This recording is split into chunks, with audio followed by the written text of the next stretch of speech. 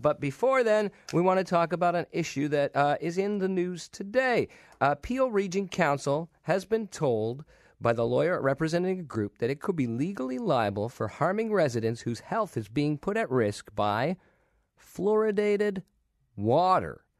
Like Toronto and many other cities, Peel Region puts fluoride in the water to try and improve dental health. But a group called the Concerned Residents of Peel they want fluoride removed from drinking water because of possible health risks such as bone cancer, and they want experts on both sides to present updated evidence. And if they don't get that, they might well take the region of Peel to court. I'm joined on the phone now by Liesa Cianchino of the Concerned Residents of Peel to End Fluoridation. Welcome to the show, Liesa. Well, thank you very much.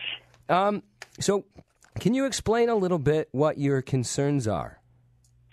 Well, actually, the concerns are many. We have recognized that water fluoridation in most municipalities is not what people are led to believe. How so? Well, to be honest with you, when I first heard about the water fluoridation, I believed that it was something that's good for your teeth. So that's all I knew. And right.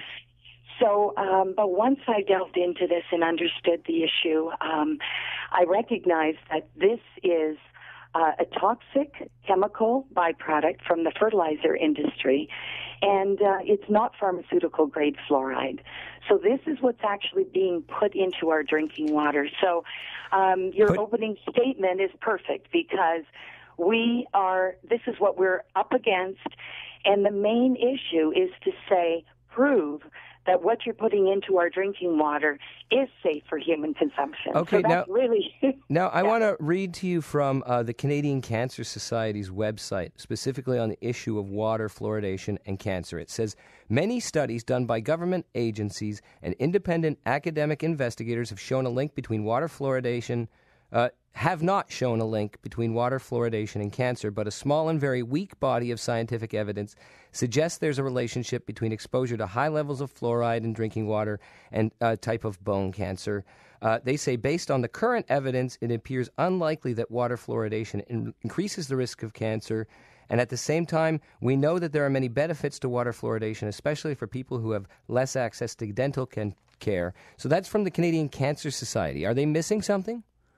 Well, if I can just say, I think really what we need to get across today is that I'm not even going there in terms of what is actually being said, because for a number of years, this has been going on for 68 years. Mm-hmm. And what we have seen is strong endorsements from all of these different agencies and companies. The big agencies would be the Centers for Disease Control, the World Health Organization. I mean, there's a lengthy list. And what they've done is they continue to say that water fluoridation is safe and effective, and it prevents dental caries. So, I'm not going around telling people, water fluoridation is causing cancer. Please, I don't want that to get out there. But there is a study that has been shown to prove that there is bone cancer that's related. It's osteosarcoma. Terry Fox is an example of that. So I think it's important for the listeners to know that there are many, many adverse effects on this. I had cancer a few years ago, almost 5 years ago, and I've not ever linked my cancer to the water fluoridation. This is a substance, a chemical byproduct that has never been tested for human consumption. So that's really what we want the public to know, because they are unaware that this is what's being added to our drinking water. And there have never been any toxicological studies. Okay, I'm sorry, 1 second. I'm talking to Liesa Cianchino. Sorry, I hope I got that right. Yes, Concerned Residents of Peel to End Fluoridation. They are possibly going to take the region of Peel to court if it doesn't re-examine the issue of fluoridating the water. So is it fair to say that you think there's a risk that the municipality is poisoning people? Well, using the term poisoning, I have to admit, it is a protoplasmic poison, and, that is a reality. So, okay, but in the doses that we're talking about in civic water supplies, again, there have been a lot of studies that seem to show it's not poisonous in that dose. Well, and I'm glad you raised that, because one of our major concerns is that when they claim that the 0.7 that they're putting into our drinking water is safe and effective at that dose. So if you read all the paraphernalia, all the literature that is coming, the letters from the medical officers of health, it always remains to identify that at that dose, clearly there is no harm being perpetrated, is what they're saying. So no harm. But what the residents are saying, not only in Peel, in many communities across Canada and the U.S., around the world, the question is, but at what dose? Who is monitoring the dose that we receive? Because we get water fluoridation, which has fluoride in it. We get fluoride in our food, in the air we breathe. So we're getting it from multiple sources, and you're concerned that the cumulative dose may be more harmful. I'm talking to Liesa Cianchino from Concerned Residents of Peel to End Fluoridation. They think that the Peel region needs to reconsider ending fluoridation of the water. We fluoridate the water here in Toronto, too. Is this a wrong thing for governments to do? 416-872-1010, Star Talk, star 8255 on your mobile phone, or you can text us at 71010. We'll be back with more on this issue in just 1 minute, but right now the time is 3:15. Time for News Talk 1010, time saver traffic. Here on the showgram on News Talk 1010 with Edward Keenan today, we're talking about the issue of the fluoridation of water. There are many people who think civic agencies shouldn't be fluoridating the municipal water supply. Among them, the Concerned Residents of Peel to End Fluoridation, who are threatening to take the municipal government to court if they don't at least bring forward new studies. I'd like to hear your thoughts on this issue, 416-872-1010, Star Talk, star 8255 on your mobile phone, or you can text us at 71010. I've been speaking with Liesa Cianchino from the Concerned Residents of Peel to End Fluoridation. Liesa, somebody here texted in, you were talking about how there haven't been studies and all of that. Somebody here texts in, I'm 43 years old, I'm a lifetime Toronto resident who drinks the water. It does seem like, as you said, it's been, over 60 years we've been fluoridating the water. So whether or not it's been tested, it seems like we've had a long experiment with this, and lots of people seem to feel like the water's safe. Liesa? I'm sorry, your question? Yeah, you were cutting out. I'm sorry. Oh, okay. My question is that lots of people, say they've been drinking this all their life, and it doesn't seem to have caused problems. Oh, that's a famous line. Yeah. And I agree, because we have people, and all you have to do is ask your family, your friends, and you can see that many people, you can come from a 4, and 2 can have perfect teeth, and 2 can have lots of cavities. So, we have to really remember water fluoridation is not about protecting and preventing dental caries. And then what is it about? Yeah. If it's not about that, what is it about? Well, and this is why it's important that we get this information out. And so...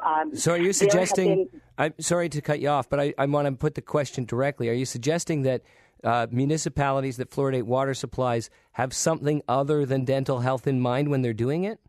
Well, I will have to say that originally when they implemented the water fluoridation programs, believed that it was going to benefit the teeth.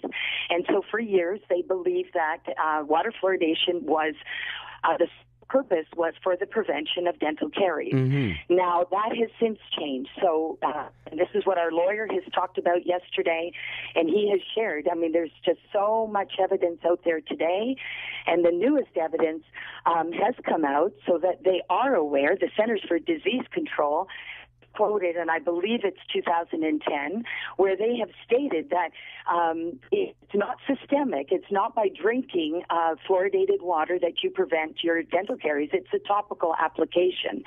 So I think that is very, very important that we get that message out. All right, Liesa, I just want to ask you one more question, and I don't ask it to be rude, but I ask it because, you know, I'm in politics a lot, and at city halls and all of that, and a lot of times people bring up anti-fluoridation people as an example of sort of like crazy conspiracy theorists. Do you get that, and how do you respond to that kind of thing? Well, I have to admit, I haven't personally myself, but I know many, many people have. My circle of contacts and involvement, I am very connected with my community, and they know that the only time I've ever been interested in getting involved in things are things that are real. They're issues, they're issues that make me, involved, because I've learned a truth, and now I need to get that out. So I know that that's happening, and I would have to say I wish that people would stop with the tinfoil hats and all of that, because it's the people that are actually standing up and have the courage to go forward. They're setting aside a part of their life to do this. All right, Liesa Cianchino, who is setting aside a part of her life to try and get Peel Region to take another close look at whether they should stop fluoridating the water. She's from Concerned Residents of Peel to End Fluoridation, and I thank her for her thoughts. I want to go to yours. What do you think about this? Is this a tinfoil hat issue, or should cities stop fluoridating the water? 416-872-1010, Star Talk, star 8255 on your mobile phone, or you can text us at 71010. Ian, thanks for calling. You're on In-Depth Radio News Talk 1010. Thanks. I'm just putting my tinfoil hat on. Okay. But I heard a lot of stuff that fluoridation of water really is just there to keep people docile. It affects your brain, something called the pineal gland, and I really don't think it does anything for your teeth. I grew up as a kid. I grew up in Old Meadowvale. I had well water till I was, 12. Right. I ate tons of sugar. Looks like a normal kid, and my teeth were fine. So I really. Well, I mean that's the same thing, but you're saying that that you believe there is a conspiracy that fluoride keeps people docile. That's what they say. Yeah, it affects your brain. I mean, there's studies that are just coming out. I was just talking to a friend about it. I live outside of the city, so I'm on a well. My kids are on well water, and he lives in an area where they put fluoride in the water. All right, Ian, I appreciate your take on that. So Ian says, there quite likely is a conspiracy. Craig, what do you think? Is putting fluoride in the water a conspiracy to keep us docile, or do you think it's otherwise harmful?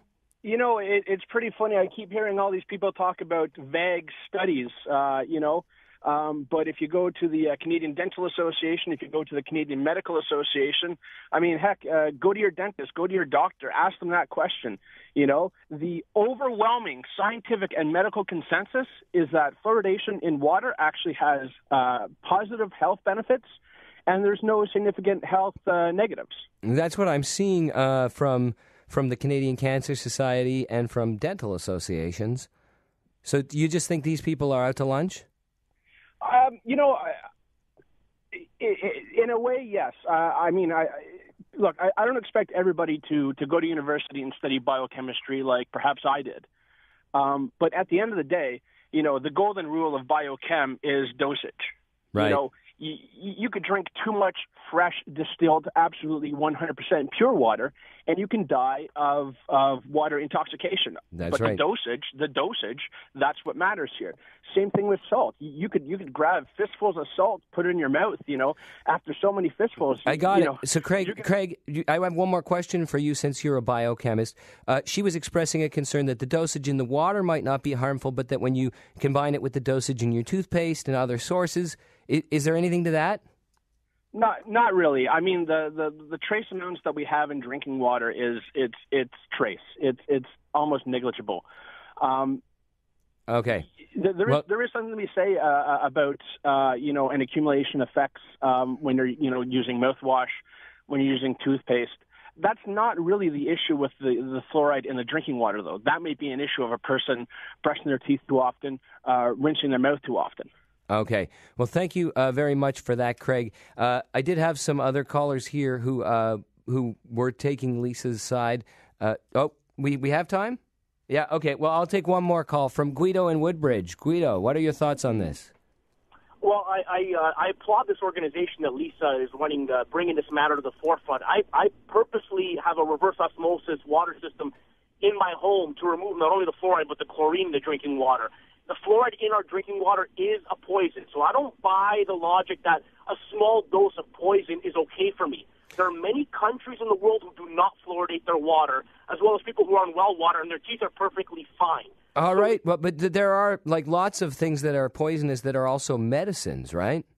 That's fine, but this is in our drinking water. We don't have a choice what comes out of our tap. So the fact that this organization is bringing this to the forefront, I think it's worth exploring whether or not it's necessary to keep fluoride in our water, because other countries around the world don't do it, and their teeth aren't falling out. So I ask the listeners to just go out and Google this stuff, YouTube this stuff. Look at the fluoride that's in your drinking water. It's not the same fluoride that's in your toothpaste. This is a poisonous byproduct. Thanks for that, Guido. I appreciate your perspective, and that's also the perspective of our guest earlier. So people can go look into it a little further by themselves. I got to say, I don't buy it that it's dangerous, but I certainly think we should all be keeping track of the research on this and, update our knowledge as new information comes in. That's all the time we have for this. We'll be back with Ryan Doyle in just a few minutes on In-Depth Radio News Talk 1010.